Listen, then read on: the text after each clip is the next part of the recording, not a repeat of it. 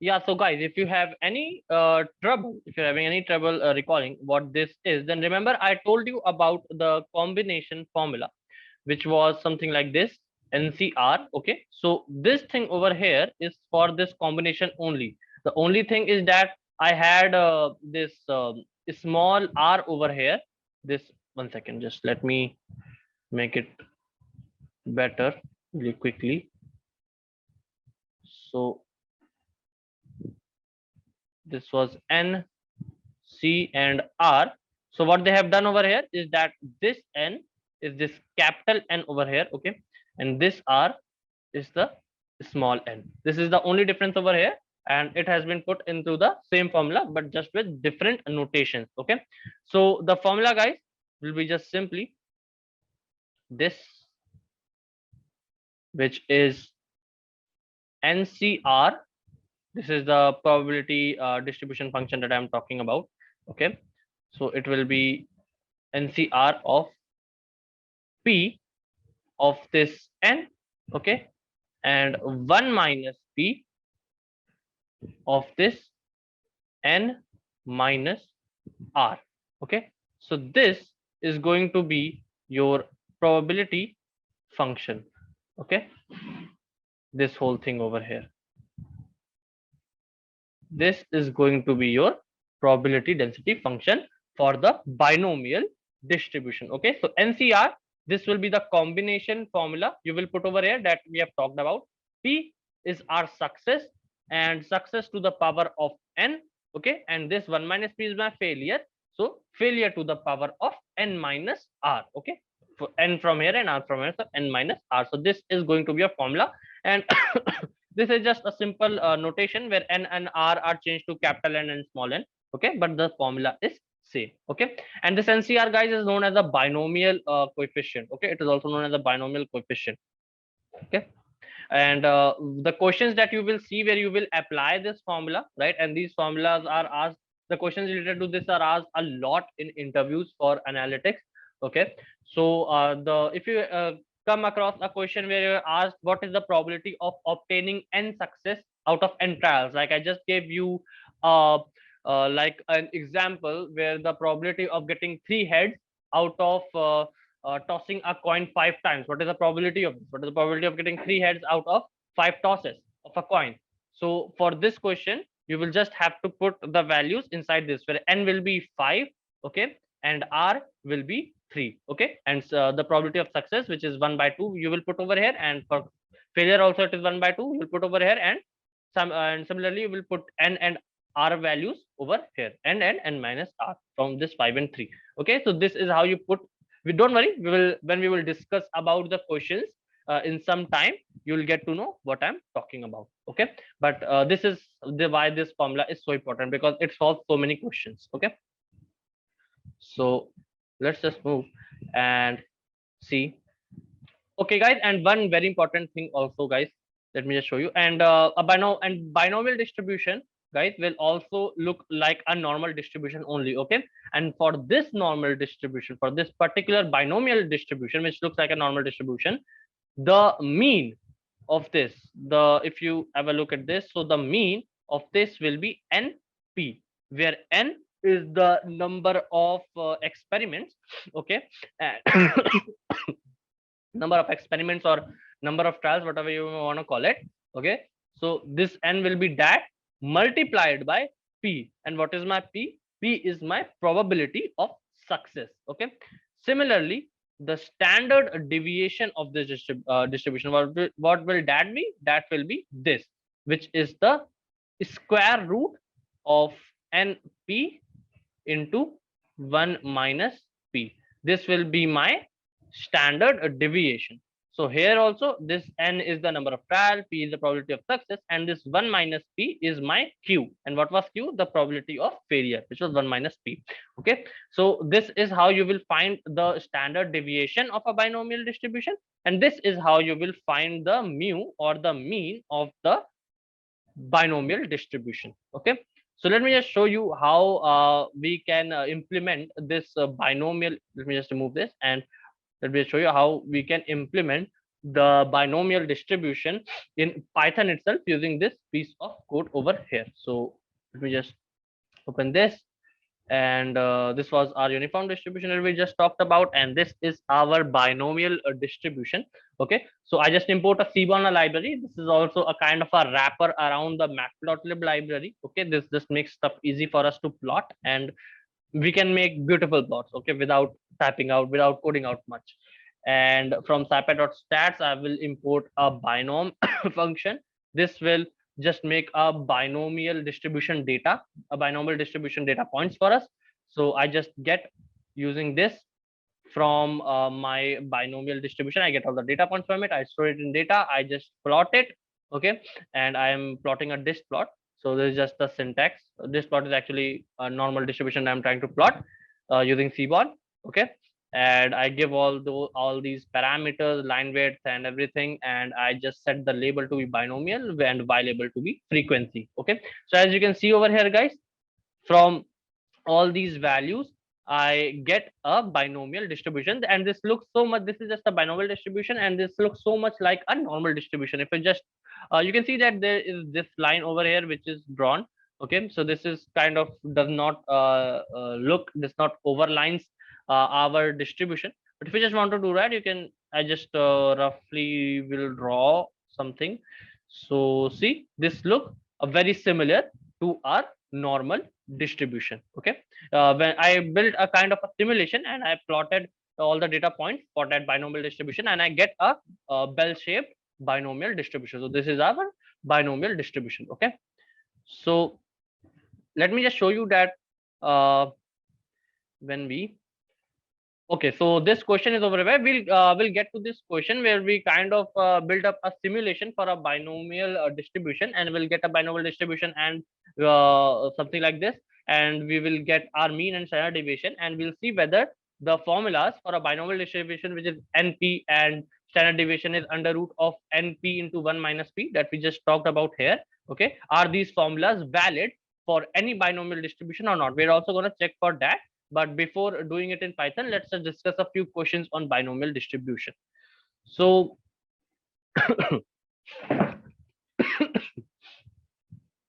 if I can just get over here, so this is the first example question that so the question is that hospital records show that patients suffering from a specific disease, 75% of them die.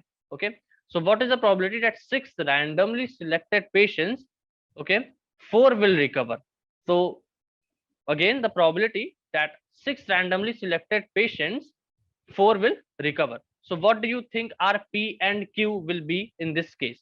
So let's see. This is a binomial distribution because the reason that there are only 2 outcomes. So what are the 2 outcomes? The 2 outcomes that whether a patient dies, okay, or the patient lives, or he does not die, anything.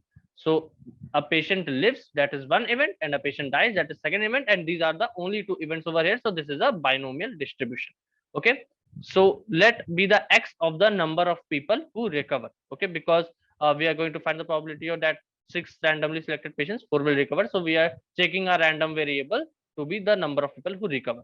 So here n is equals to 6 because we have selected 6 randomly selected patients, and we are going to take our x as 4 because we want the probability that 4 will recover out of this 6 randomly selected patients.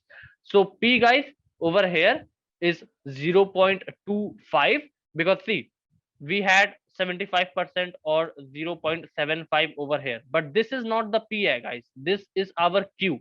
Why? Because we want the probability of patients who will recover, not the patients who will die. So my probability of the recovering probability will be 0.25, which is 1 minus 0.75. Okay, so I get the P at 0.25 and I get the Q is equal to 0.75. Now, as we just discussed, we just remove this, and as we discussed, guys, the probability function formula that we just discussed was this NCR or NCX. See over here, instead of R they have used X over here, and everything else is same.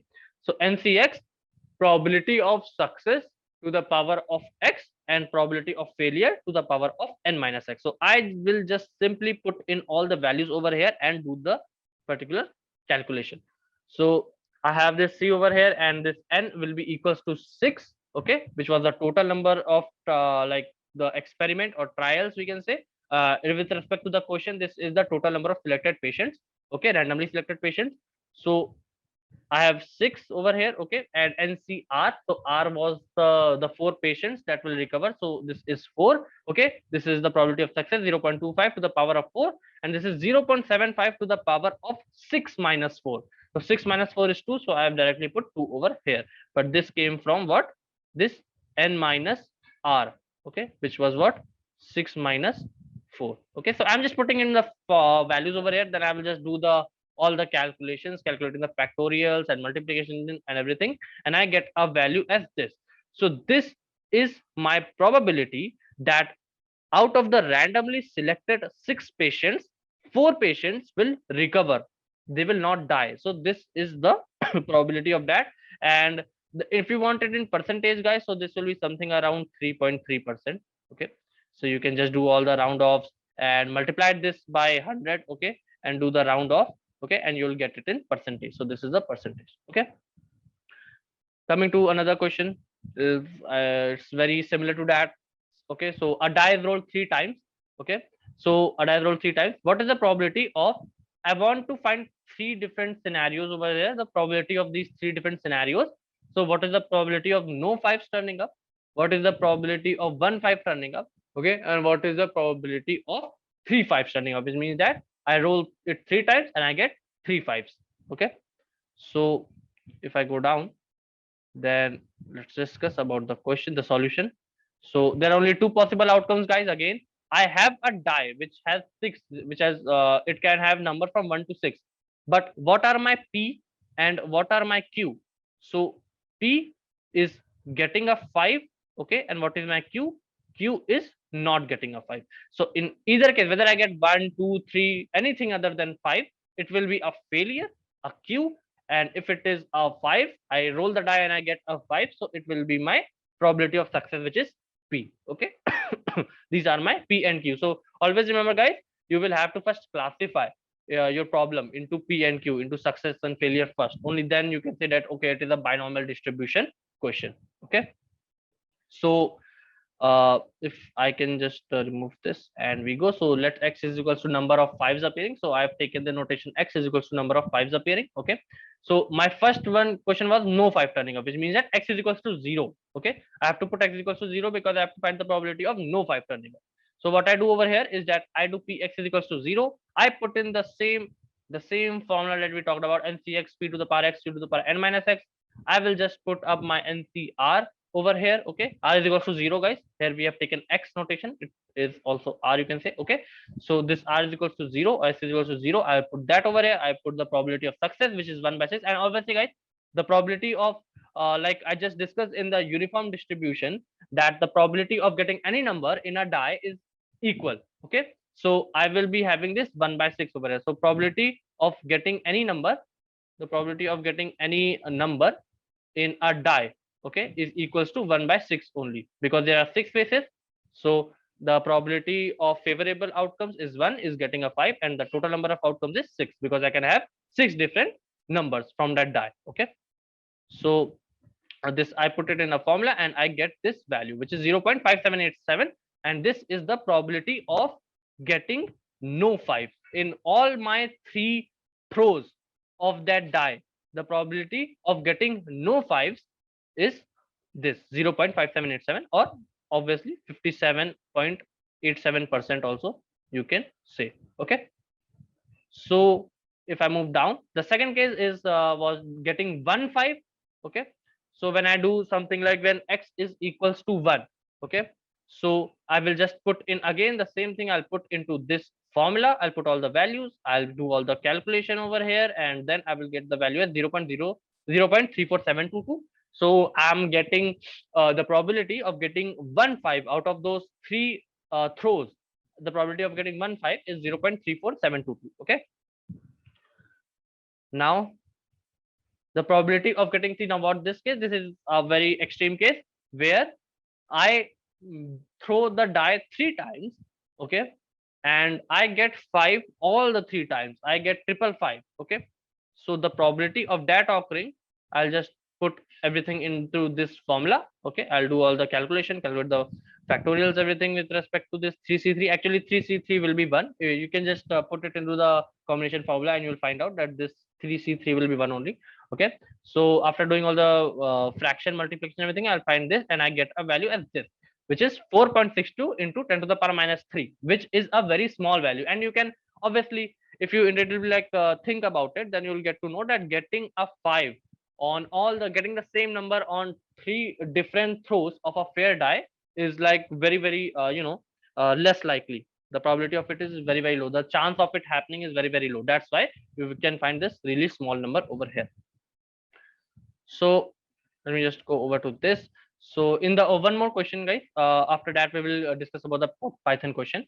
So in the old days, there was a probability of 0.8 of success in any attempt to make a telephone call. This often depended on the importance of a person making the call or a operator's curiosity. So this is just a normal thing about the question. So the main thing over here that you want to see is that probability of success, which is given over here. So this is going to be our what? This is going to be our P. Okay. Now calculate the probability of having 7 successes in 10 attempts. So my N is equals to 10. Okay. And probability of having 7 successes. So this 7 is equals to what?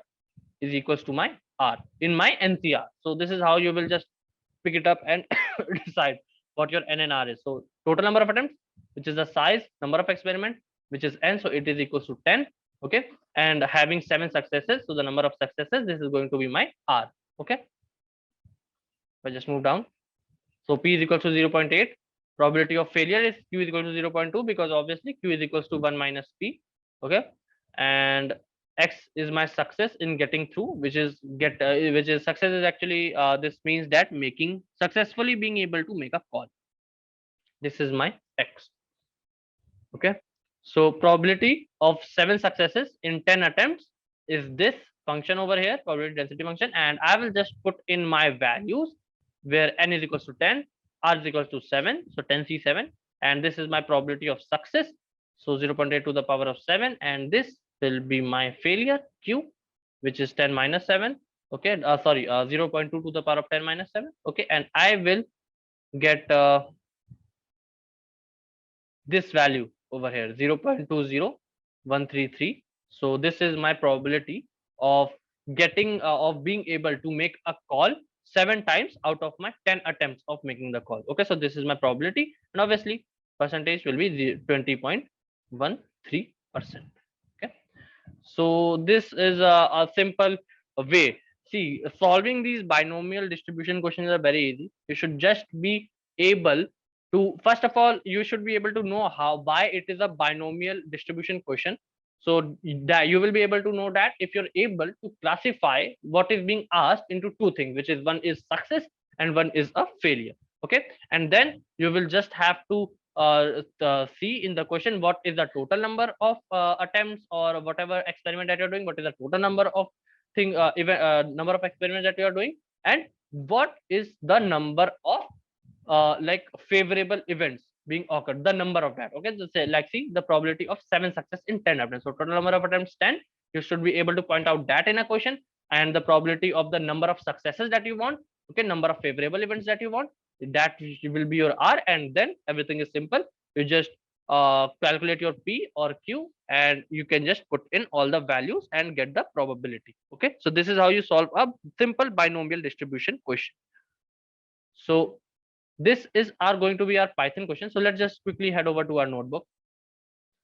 So this was our question. Generate a random number between 0 and 1. Okay, any decimal number between 0 and 1.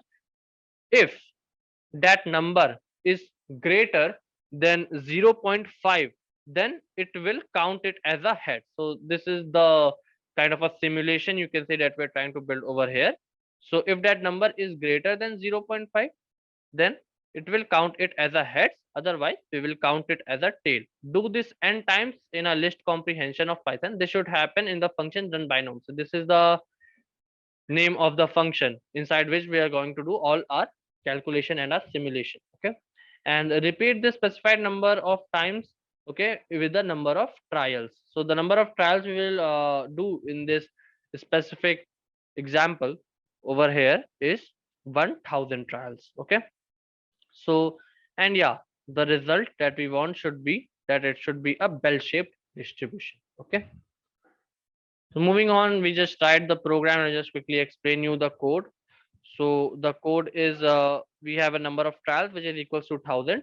Okay, and number of independent experiments inside each trial. What is the number of experiment? It is 10. Okay, and we're going to perform this whole experiment 1000 times, and probability of success for each experiment is 0.5. I set p over here. Okay, now the function that runs the coin toss trials, so I've put this function over here. I have the head array I for I in range trials, so I am having like 1000 trials over here. Okay, so I will run this experiment 1000 times, so 1000 will put in over here, will get in over here when I call this function. Okay, toss is equal to np.random.random. This is actually generating any random number between 0 and 1 for me. This is what this whole np.random.random is doing for me. So for I in range n, so I will create 10 such random numbers. Okay, and I will actually see, like, the scenario that I was talking about was that if I get the number between 0 and 1, that random number, to be greater than equals to 0.5, which is the value of my p. If I get it is greater than equals to 0.5, then I will term it as a head. Okay, and otherwise I will term it as a tail. So I'm kind of like implementing some Python logic over here, where I will only store those values if it is greater than 0.5. Okay, and then I will calculate its length. So what will its length give me? Its length will tell me that how many times I was able to get the values greater than equals to 0.5. Okay, the length of this array will give me that. Now I calculate that head array, and then I will return that head. Okay, which is that list or array. Now I'm just calling that function, the code that I just discussed. I'm just calling it to run that code, and now I will just simple Matplotlib plotting.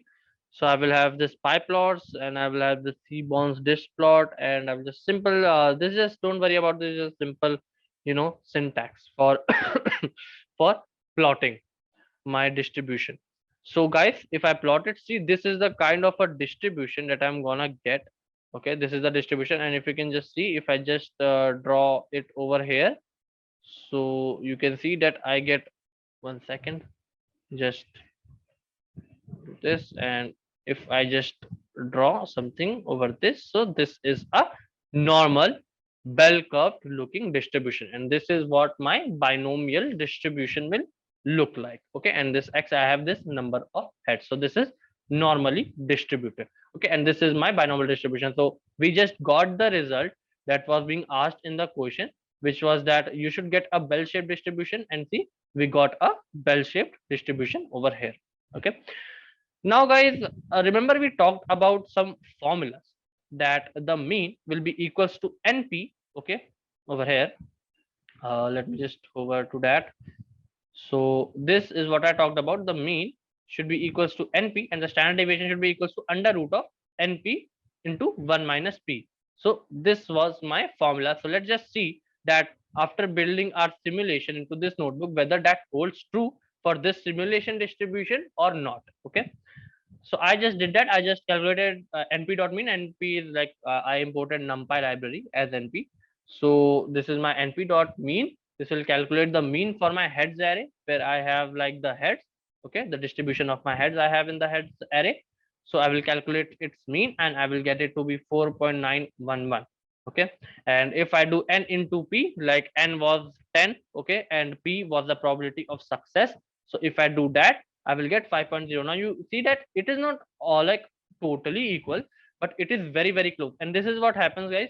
You will get values. You will never get values all like exactly equal to that, but you can get very close. You will get very close value with respect to the like theoretical formula value. Okay, you get experiment, the one that you like observe from your experiment, and the one that is theoretical, that is mostly it will not be exactly equal, but they will be very, very close. Okay, they should be close. And I have another for this, the standard deviation. I will take np.std of heads, which came out to be 1.59. Okay, and see if I just put that formula into code, which is n into p into 1 minus p, which was like this over here, n into p into 1 minus p. And if I take its square root, so to the power of 0.5 will actually give me the square root of this whole equation over here. Okay, so if I do that, I get the value as 1.59 and I get the value as 1.58. See, these values are also very, very close. Okay, so these values are also very close. So I can conclude that these formulas will hold. Okay, and these are true formulas, mean and standard deviation. And even for my simulation, these formulas NP and under root of NP into 1 minus P hold for my binomial distribution simulation. Okay, so, and guys, if you think that I have 4.9 over here and it is very different than 5.0, okay, and you say that I have got 1.5 and 1.5 is fine, but I'm having 9 over here and I'm having 8 over here, and you're not convinced that these values are equal. So you want like to the more decimal points, you want your precision to be even more than these values. Then what you can do is, if you increase the number of trials over here, and if you increase the number of independent experiment inside each trial, okay, then you will get even more close values. And probably if you do this and if you increase those values to large numbers, okay, and you calculate this, then you will find this this value will be something like 5.00000 something and then some decimal number, and or you will find 4.99999 and something like that. So it will be very, very close. And if you calculate standard deviation, then it will be 1 point, maybe this will be 1.581138, like very similar to this value over here, up to the 10th, 12th, even 20th decimal point. So you can calculate the amount of precision that is required to convince you by manipulating these two things over here, which is the number of trials and the n over here. Okay, so the more trials, the more experiments you do, okay, this will be even more normally distributed, and you will get values similar to these theoretical formulas. Okay, and also guys, like using Python, you can calculate which is like the probability of getting 5 heads. You can calculate from this distribution itself, which is I'm specifying the number of trials over here. Okay, and then I'm calculating the probability of 5 using the sum of 1 for 1 in for I in random binomial distribution, and I'm specifying the size which is done. This is actually creating a binomial distribution for me. Okay, and if I is equals to 5, which means the 5 heads over here I'm specifying over here. I want 5 heads, so I will put the I equals to 5. Okay, and I will have the 1 over here whenever I get a 5, and when I sum this whole, I will, and when I sum this whole and I divide it by the number of total number of events, total number of experiments that I perform, I divide it by that, then I will get the probability of getting 5 heads. And when I do that for this specific specific simulation that we have done, I will get the probability of 5 as 0.2475. So 24.75% is my chance of getting the 5 heads, one after the other. Okay, the probability of getting 5 heads. Okay, this will be that. So yeah, this is that. And let me just see. So yeah guys, this is how you will calculate using Python about this binomial distribution. Okay, this is also, as you can see, this is a binomial distribution. Okay, this is also using this piece of code, you can create a binomial distribution looking like this. Okay,